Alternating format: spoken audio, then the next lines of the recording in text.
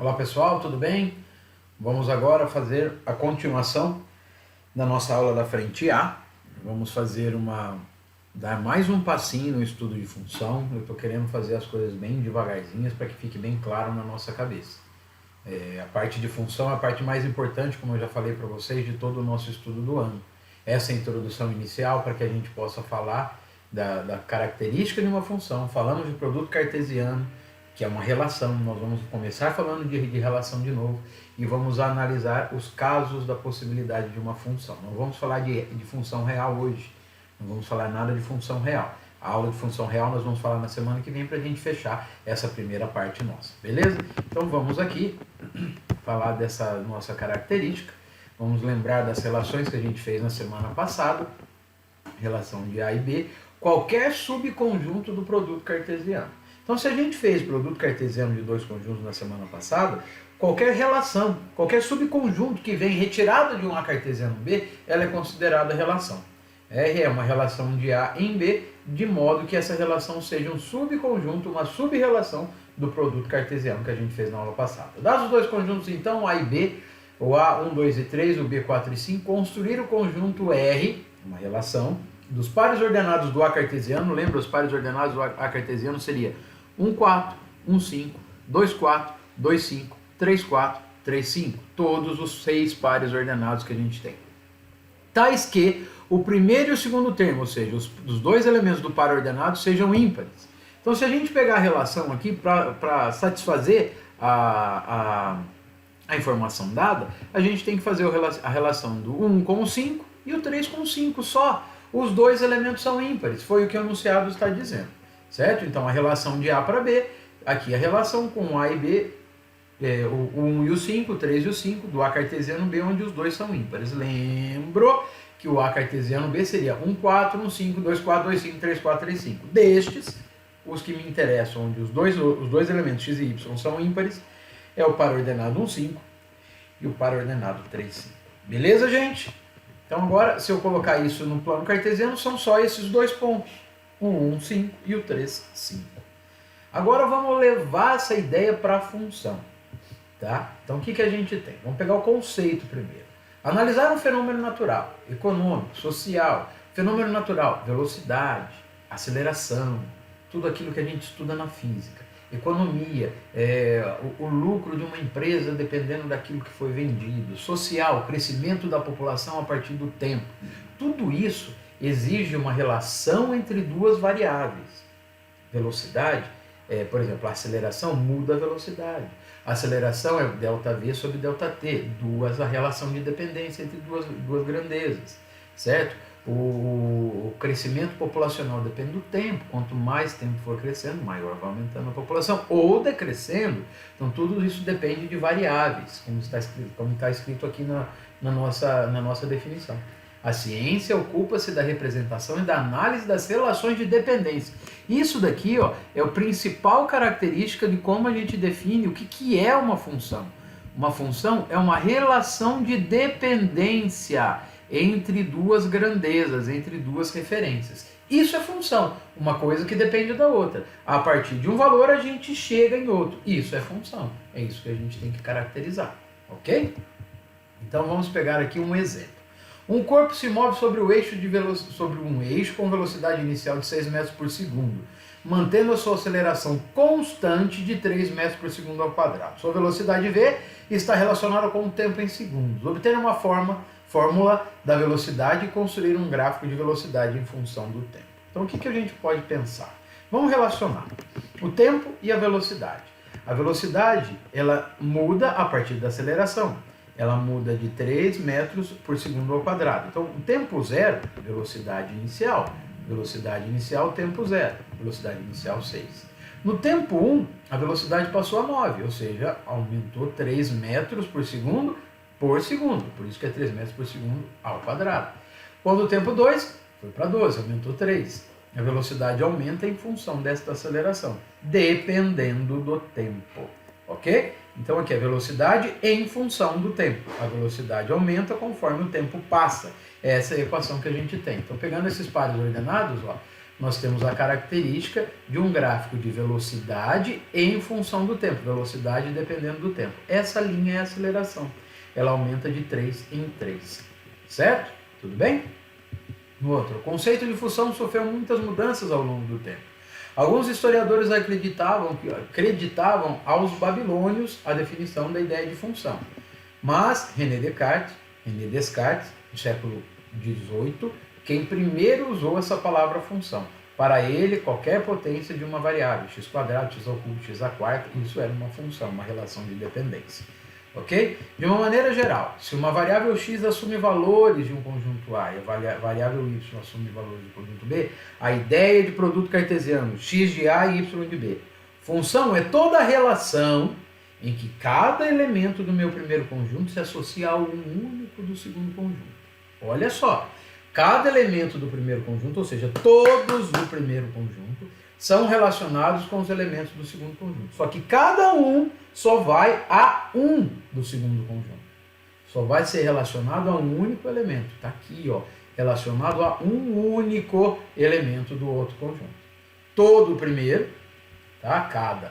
Todo elemento de x, de A, associa a um único elemento de B. Então vamos pegar aqui essa ideia de função quando nós temos essa relação. Suponha que 5 alunos fizeram uma prova de múltipla escolha.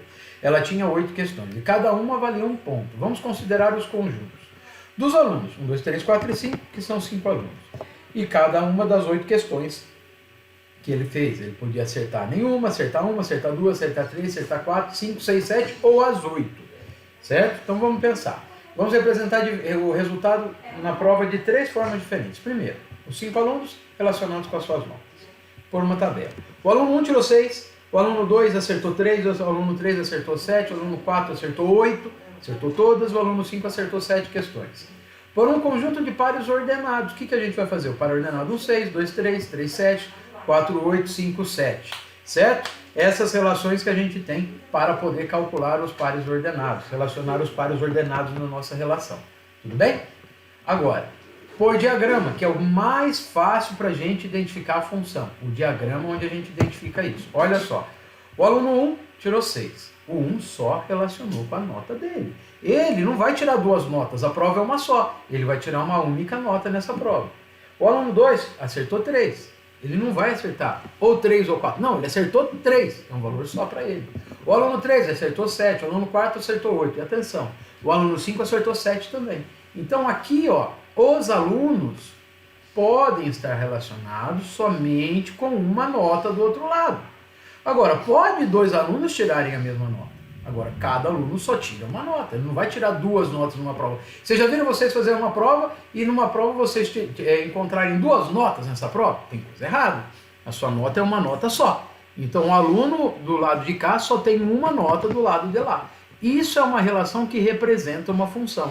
Todos os elementos do primeiro conjunto foram relacionados com os elementos do segundo conjunto e essa relação foi única. Essa é a definição principal de função. Tá bem? Então aqui, x são relacionados com y a partir de uma função. Qual é a função? A nota.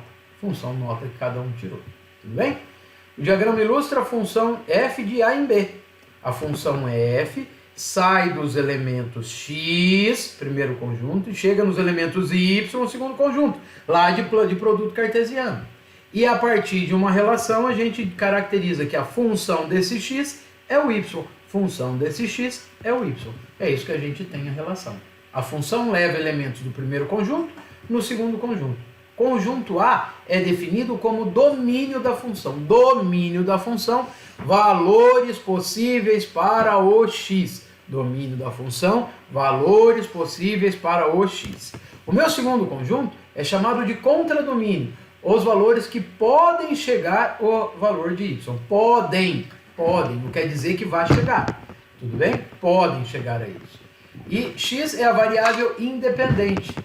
Por quê? Ela vai receber os valores. Agora, o y só chega quando eu encontro o valor de x. Por isso, ela é chamada de dependente.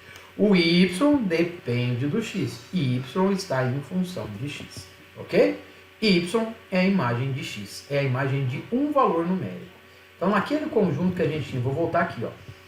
Nesse conjunto que a gente tinha. Se fosse falar, o x é 1, O 6 é o resultado que ele chegou. Então eu digo que 6 é a imagem de 1. 3 é a imagem de 2. 7 é a imagem de 3. 7 é a imagem de 5. 8 é a imagem de 4. São essas relações que a gente acabou de falar nas nossas funções aqui. Tudo bem? Y é f de x. Belezinha? Estamos acabando.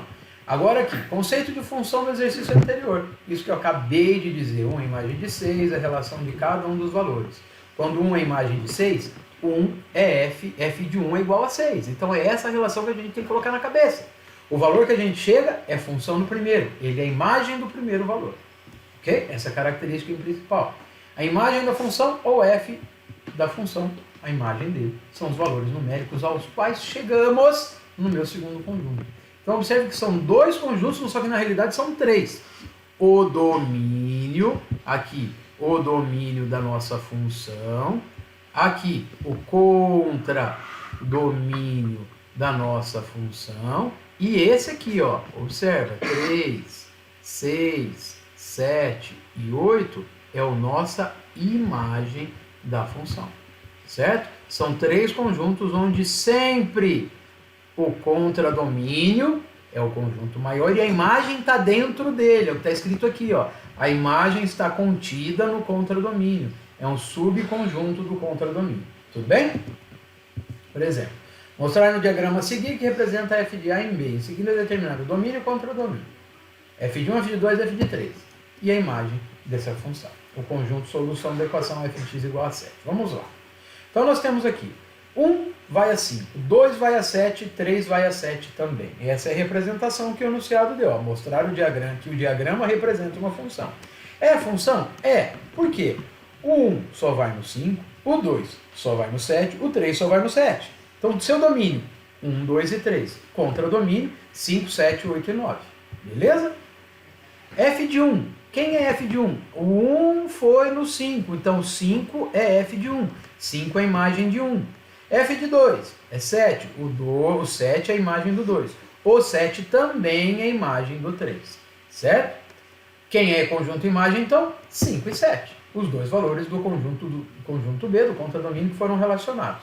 Conjunto solução que tem a função é igual a 7. Função é aqui, ó. Saio de x e chego a partir de uma função em f, deixa eu tentar escrever aqui, mas f de x, certo? A gente sai de x e chega em f de x. Tudo bem? Certo? Essa é a nossa caracterização da nossa função aqui do problema.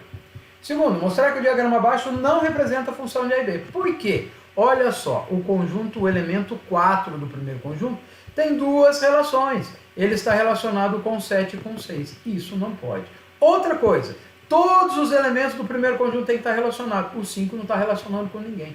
Então tem dois problemas nisso daqui que não deixam ser função. Se eu tivesse, César, 5 indo no 9, seria função? Não seria. Por que não seria? Por causa do 4 que vai no 7 e no 6. Certo? Então tem essas características que têm que ser respeitadas. Todos os elementos do primeiro conjunto têm que estar relacionados e cada elemento só pode relacionar com um do outro conjunto. Beleza, gente? Então isso é o início de função. Depois disso nós vamos para o plano cartesiano. Vamos falar de função real e todas as características. Devagarzinho, para a gente caminhar e ficar com essas coisas bem claras na nossa mente. Amanhã, exercício disso. Beleza? Beijo, fiquem com Deus, fiquem em casa. Até amanhã.